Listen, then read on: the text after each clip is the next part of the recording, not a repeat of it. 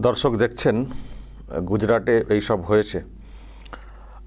ওখানে চন্দোলা লেক আছে, চন্ডোলা বা চন্দোলা। ওই লেকের চারিদিকে মোটামুটি বাঙালি মুসলিমদের আস্তানা, যেটা মনে করা হচ্ছে যে ওখানেই বাংলাদেশিরা ঢুকেছিলেন, মানে মানে এরকম ইল্লিগালি আর কি, ইন্ডিয়াতে প্রবেশ করে গুজরাটে পৌঁছে এই চন্দোলা যে লেক আছে, তালাব, তো ওর চারপাশে ঠেক আস্তানা তারা গড়ে তুলেছিলেন, ওখানেই সব থাকতেন। আর আপনারা জানেন যে এই কাশ্মীর কাণ্ডের পরে গুজরাট জুড়ে কিভাবে তল্লাশি অভিযান চলছে। আপনার একটা ভিডিও আমি দেখিয়েছি আপনাদেরকে, যে কতজনকে সন্দেহ করে আটক করা হয়েছিল, তাদের আইডেন্টিটি চেক করা। আহমেদাবাদ যে শহরটা আছে সেখান থেকে 890, সুরাটে 335 এবং গোটা রাজ্য জুড়ে একটা তল্লাশি অভিযান। এই যে একটা ভিডিও দেখিয়েছিলাম। তো অনেককে আটক করা হয়েছে, অনেককে আইডেন্টিফাই করা হয়েছে বাংলাদেশি বলে। তো এবার যেটা হয়েছে যে ওখানে বাংলাদেশিদের যে আস্তানা, যে ঠেক, যেখানে তারা ঠেক গেড়ে আর কি ওখানে থাকতে শুরু করেছিলেন, সেগুলোকে এবার একেবারে রাতারাতি বুলডোজার এইসব দিয়ে গুঁড়িয়ে ফেলা হচ্ছে। এই যে এত লোককে সব সন্দেহ করা হয়েছে। তো এবার যেটা হচ্ছে যে পুরো আস্তানা যেখানে যেখানে এইসব ঠেক, দেখুন ছড়িয়ে ছিটিয়ে তো থাকেন অনেকে, আবার এরকম এলাকা আছে আমি দেখেছি প্রত্যেকটা রাজ্যেরই শহরে যেগুলো আছে, মানে বাঙালি বস্তি উঠেছে। সে মহারাষ্ট্রে বলুন, দিল্লি বলুন, জয়পুর বলুন, বাঙালি বস্তি, বাঙালি পাড়া বলে একটা এলাকা গড়ে ওঠে। তো সেগুলোকে আইডেন্টিফাই করা এবং খতিয়ে দেখা যেখানে কোন বাঙালি মুসলিম, বাংলাদেশি মুসলিম, মানে এইগুলো চিহ্নিত করা হচ্ছে এবং তারপর অ্যাকশান নেওয়া হচ্ছে। তো এটা গুজরাটের মানে আহমেদাবাদে এটা একটা বড় অ্যাকশান চলেছে। দেখতে পাচ্ছেন কত বুলডোজার, কত, আমি একটা সংখ্যা দেখছিলাম, একটা হিউজ নাম্বার। একজন লিখছেন যে 74টা বুলডোজার, 200টা ট্রাক, 1800 ওয়ার্কার, 3000 পুলিশ অফিসার, সবাইকে নামিয়ে দেওয়া হয়েছিল পুরো একেবারে ধূলিসাৎ করে দেওয়ার জন্য, ডেমোলিশ করে দেওয়ার জন্য। একেবারে এক ঝটকাতে, আস্তে আস্তে না, এক ঝটকাতে একেবারে গুঁড়িয়ে দেওয়া এবং বুঝিয়ে দেওয়া এইসব চলবে না, এইসব এখানে চলবে না। আর আমি যেটা দেখছিলাম ওই সবারই একই রিপোর্ট, সব ওই এখান দিয়ে ঢুকেছে, বাংলাদেশ বর্ডার দিয়ে ঢুকে সব এখান থেকে কিছু আইডেন্টিটি তৈরি করা ফেক নিয়ে সব ওই গুজরাটে পৌঁছে যাওয়া। শুধু গুজরাট না, আপনারা জানেন দেশের বিভিন্ন প্রান্তে ছড়িয়ে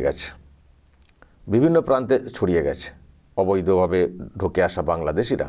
তো তার তল্লাশি অভিযান চলছে, দেশ জুড়ে চলছে। ইউপি বলুন, দিল্লি বলুন, মহারাষ্ট্র বলুন, গুজরাট বলুন, মধ্যপ্রদেশ বলুন, সর্বত্রই চলছে। আক্ষেপ একটা, এই বাংলাতে সেই অভিযান চলছে না। এটা এখনও করিডোর বা দরজা হিসেবে আছে এবং শেল্টার হিসেবে এই বাংলাটা আছে, কোনো হেলদোল নেই। দেখছেন গোটা দেশ জুড়ে এত অভিযান, এত কিছু চলছে, এই রাজ্যের মুখ্যমন্ত্রী, পুলিশ মন্ত্রী, সরকারের কোনো হেলদোল আছে খতিয়ে দেখার?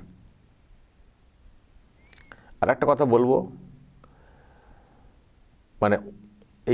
মানে অবৈধ বাংলাদেশিদের জন্য বাঙালি মুসলিমরাও কিন্তু সংকটে পড়ছেন। ধরুন এই যে ঠেকগুলো হচ্ছে, টোটালটাই বাঙালি, মানে বাংলাদেশি মুসলিম, সেটা তো মনে করার কোনো কারণ নেই।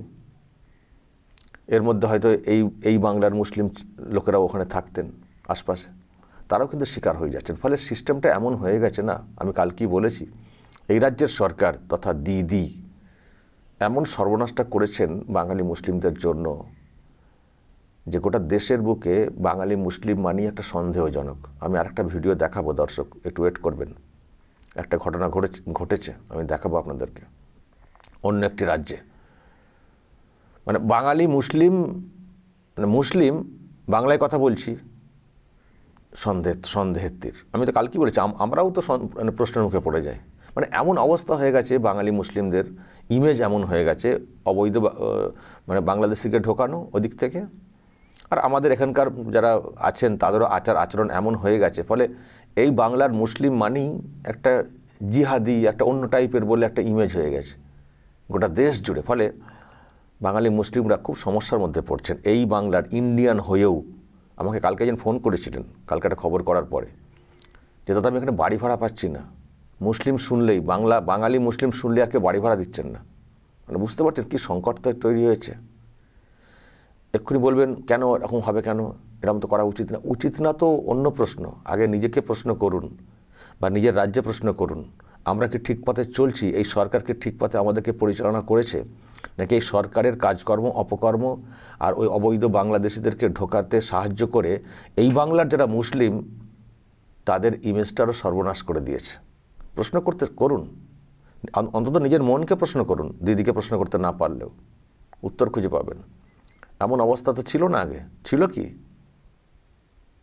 আবারও বলছি, এই যে এত আটক অমক তমক, মানে এর মধ্যে অনেক এই বাংলার মুসলিমও সংকটে পড়ে যাচ্ছেন। পরিস্থিতি এমন হয়ে গেছে।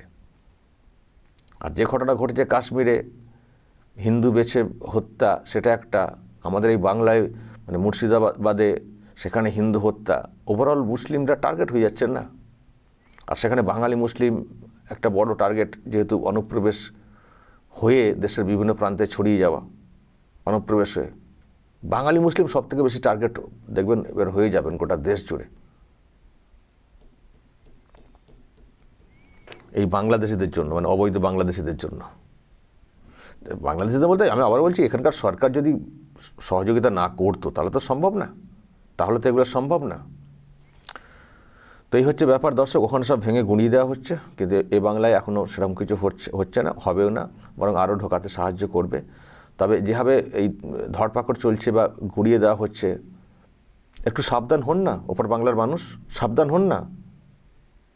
আর এখানকার সরকার চেঞ্জ হলে যে দৃশ্য দেখছেন গুজরাটে, মহারাষ্ট্রে, দিল্লিতে, অন্যত্র, ওই একই দৃশ্য কিন্তু এই বাংলাতেও হবে। এই বাংলাতেও কিন্তু একই দৃশ্য হবে। ফলে যারা আসছেন, যেমন ওখানে অনেকে গিয়ে ঠেক গেড়েছিলেন, এখন সব রাতারাতি গুঁড়িয়ে দিয়ে এখন লোটা কম্বল নিয়ে সব পালিয়ে যেতে হচ্ছে তো সব কিছু ফেলে ফুলে। তো এবার এই বাংলাতেও যারা আছেন তাদেরকেও একটা সময় চলে যেতে হবে ফেলে ফুলে, কিন্তু এই সরকার হাঁটাবে না। সেটাই তো মানে চিন্তার। এই যে ওখান থেকে গুঁড়ি দেওয়া হচ্ছে, দেখবেন কোথাও না জায়গা পেলে ওরা আবার এই বাংলাতে এসে আস্তানা গেড়ে বসবে, আবার দেখবেন ক্যান্সার টাইপের, আবার দেখবেন আস্তে আস্তে আবার ঢুকবে অন্য রূপ নিয়ে। তবে এই ধরনের অভিযান চালানো উচিত অবৈধ অনুপ্রবেশকারী যারা, তাদেরকে আর কি তাদের বিরুদ্ধে ব্যবস্থা নেওয়ার জন্য। দর্শক বলবেন যদি আপনাদের এই নিয়ে আরও কিছু বলার থাকে, অবশ্যই বলবেন কমেন্ট বক্সে। নজর রাখবেন আরামবাগ টিভিতে।